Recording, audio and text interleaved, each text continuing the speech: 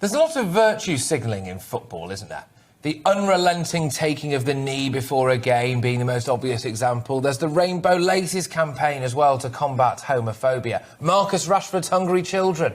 Presumably then, whilst it was nice that England sealed qualification for the Qatar World Cup by thumping a team of post office workers from San Marino 10-0 in what was essentially 90 minutes of legalised bullying, it was nothing more than just a performance. Because we'll be boycotting the World Cup, won't we? We won't be going. How can we possibly claim to care about racism, gay rights and social justice while simultaneously attending an epic sports watching event with games of football played in stadiums built by slaves, where gay people are executed and women are treated like property?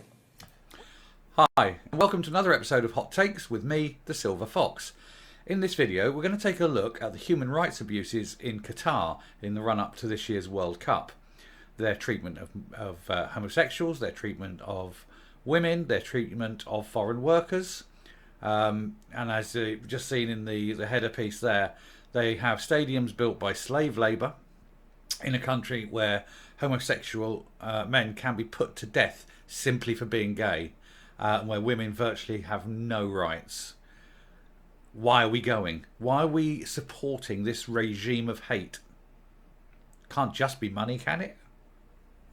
Anyway, we're going to get down and have a look at a couple of pieces because the England manager Gareth Southgate has been quite vociferous on this. Vociferous in terms of, virtue signalling his beliefs. Not so brave when it comes to saying, actually, I'm not going. But we'll have a look and see if we should go or not. Anyway, I'll put myself in the corner and we'll look. So, the headline there, Gareth Southgate fears England's LGBT supporters are unlikely to travel to this year's World Cup in Qatar because they feel unwelcome in a nation where homosexuality is illegal. Illegal to the point that it actually carries a death penalty. Gareth Southgate has concerns England's LGBT fans may not go to the World Cup. He fears fans may feel unwelcome in a country where it is illegal. England manager is preparing to brief his team on human rights issues in Qatar. But we've all known this for a long time, and yet still they were awarded the World Cup. Presumably as a reward, I don't know. Or was it just bribery? Anyway, Gareth Southgate fears LGBT England fans, and I must say as well, players. Although officially nobody's ever come out in the game, you can guarantee there are gay players. And I guarantee that in the squad there's at least one, possibly two gay players. They just haven't come out. They're keeping it private. Their own life is their own business. I'm not prying. But if they're going, I mean, that is the ultimate hypocrisy, isn't it? It's, this is my belief, but money, ka-ching. I have my principles, and if you don't like them, I have others. The England manager is preparing to brief his team with other FA executives on human rights issues in Qatar as they prepare for international friendlies this week as part of the build-up to the November tournament. Southgate's team have increasingly become involved in human rights and political issues under his leadership, taking the knee before games to highlight the fight against racism and raising money for the NHS during the pandemic. Yeah, I mean, this is the other thing about Qatar. It is fantastically racist. But again, that's never mentioned because ka-ching. So, BLM and all that, but money. Nice one. Nice one, Gareth. And the England manager says speaking out about LGBT and workers' rights in Qatar would be a natural progression of those stances. Yes, it would. As it fits the broader values that his team hold. Yeah, they hold these values, but are not prepared to do anything with those values, except take the money. Southgate said, I found the human rights issues quite overwhelming to piece together, but I think I'm quite clear on the areas of concern about this tournament. The building of the stadiums was the first, and there's nothing we can do about that now. There are obviously ongoing concerns about the rights of workers and the conditions they live in. Yeah, I mean, these were slave labourers, hundreds of people. I mean, literally hundreds of people died making these stadiums. These stadiums are dripping in blood. They're dripping in the blood of slaves. Because when the workers come in, They've got no rights. They have their passports taken from them, so they can't leave. And they are paid a pittance. It's slavery. And the FIFA are working hand in hand with modern day slavers. Bend the knee, boys. Bend the knee. Anyway, it seems universally accepted that it's better than it was, but we're not in a position where people think it could be, and maybe policies that have been put in place are not always enforced as they might be. There are no policies in place. It's just, shh, don't mention it. Don't mention the slavery. Don't mention the death penalty for gay. Don't mention that women have no rights. Think of the money, boys. Think of the money. Then there are the issues that potentially threaten our fans when they travel. The rights of women and the rights of the LGBTQ community in particular. Sadly, through discussions that I've had, I don't think that some of these communities are going to go, and that's a great shame. We stand for inclusivity as a team. No, you don't. No, you don't. The fact you're going shows you don't. And that's been the big driver of a lot of the stances we've taken over the last couple of years. And it would be horrible to think that some of our fans feel they can't go because they feel threatened or they're worried about their safety. So why are you going then, Gareth? Are you just a money-grabbing hypocrite? Is that what it is? Is it the money? Do you think the money's more important than people? You hypocrite. Anyway, so there needs to be some clarity. Yeah, there is clarity. It's a shithole of a country with shitty laws. You're going there and you're getting well paid to go there. And some better communication that they are going to be safe. They're not going to be safe. This is a country that's going to host millions of people, and it hasn't got enough policemen. It's a dry state that's bringing in beer for the first time. There's going to be a lot of thirsty Germans and thirsty Brits and thirsty everyone else's, and no one there to police it because they haven't got enough policemen. There'll be fights. What are they going to do? Draft in their tiny army?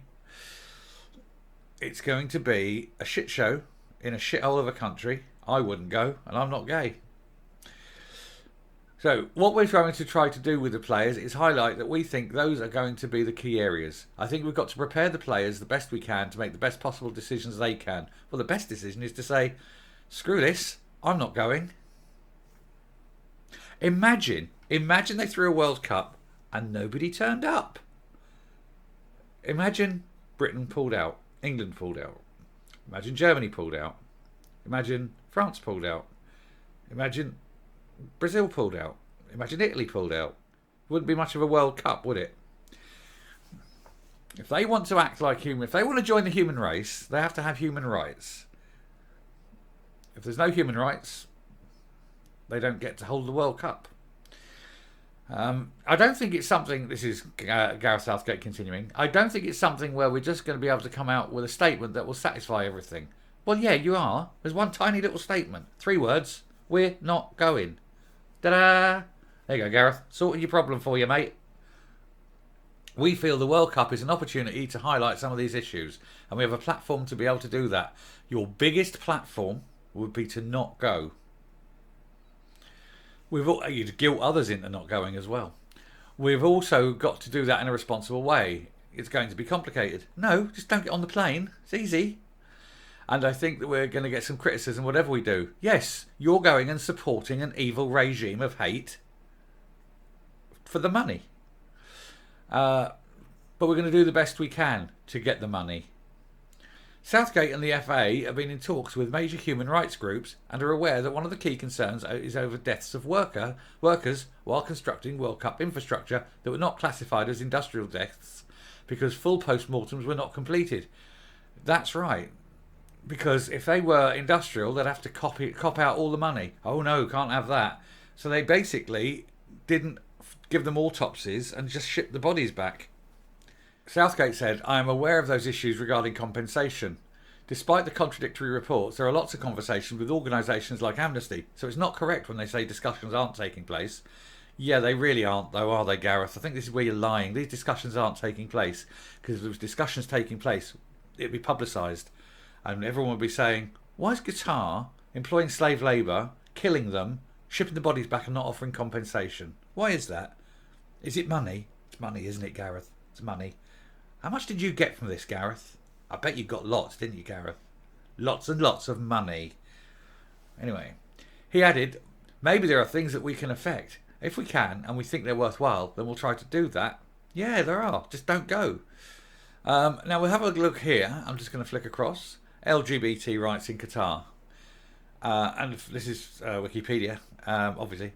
Lesbian, gay, bisexual and transgender persons in Qatar face legal challenges not experienced by non-LGBT residents. Male homosexuality is illegal in Qatar, with a punishment of up to 3 years in prison and a fine and the possibility of a death penalty for Muslims. And then we have it mentions the World Cup controversy.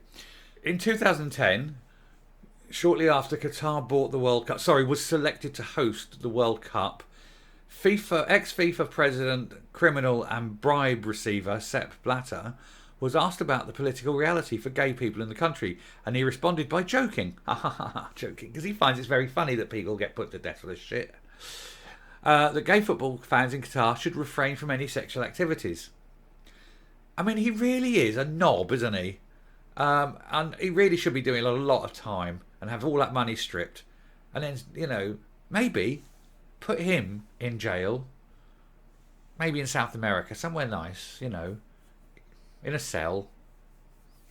He'd learn about homosexuality. Then he might not think it's so funny to laugh about it. After being criticised for this joke, Blatter added that we, meaning FIFA, don't want any discrimination. What we want to do is open this game to everyone and open it to all cultures, and this is what we're doing in 2022. Yeah, we like all these other cultures that are the same as our culture. Cultures where you put people to death and you employ slaves and that women are shit. They're the sort of cultures FIFA think are great and they want to associate themselves with. What are FIFA again? Twats. In 2018, 9 entire articles covering gay and transgender rights published from April to July, including a discussion of LGBT rights in Africa, criticism of the US's military's transgender ban, and most recently a retrospective on a 1973 fire that killed 32 people at a New Orleans gay bar, were censored from the Doha edition of the New York Times because they don't want any mention of gayness. In 2018, Tom Bosworth, an openly gay British race walker, said he was ready to risk prison to defend LGBT rights in Qatar during the 2019 World Championships in Athletics, which had been held in September 2019. He finished 7th and didn't go to jail. In 2019, although the laws in Qatar still criminalise homosexuality, its international pubcaster, Al Jazeera Media Networks, marked the month of LGBTQ Pride Month with a tweet about speaking to the cast of Queer Eye on LGBT issues. This led many online users to point out the paradox that AJ discusses and encourages recognition of gay rights outside Qatar while censors it inside.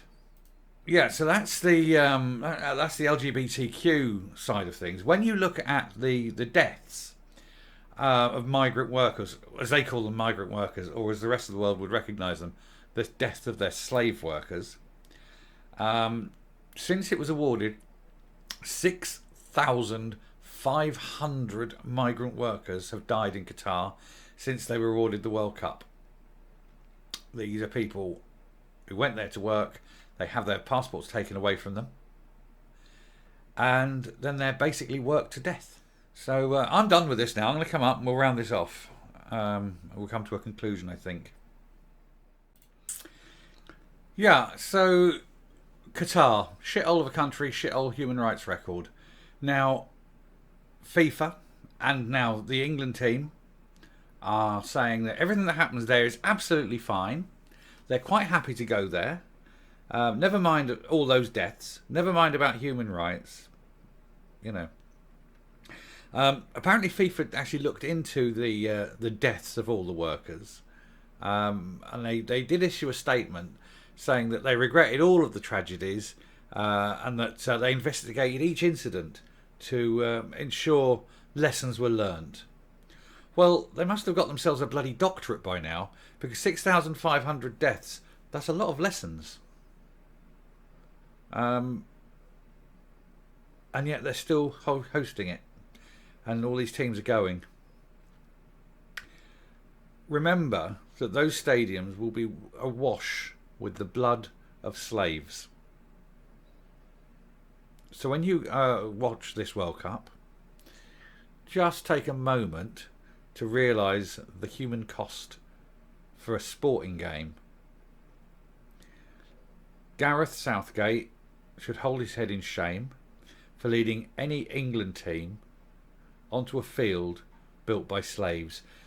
England went to war. Great Britain went to war with the Americans to end slavery. And now Gareth is leading the lads onto a pitch dripping in slave blood. Well done, Gareth. I admire your balls. I can't admire your morals because it appears you don't have any. Anyway, I'm done with this subject for now. If you like what you hear and see on this channel, please hit the subscribe button if you haven't already. Ring the bell for notifications. Leave a like. Leave a comment. We answer all comments. We like to have them. And until next time, stay safe, stay well, and goodbye.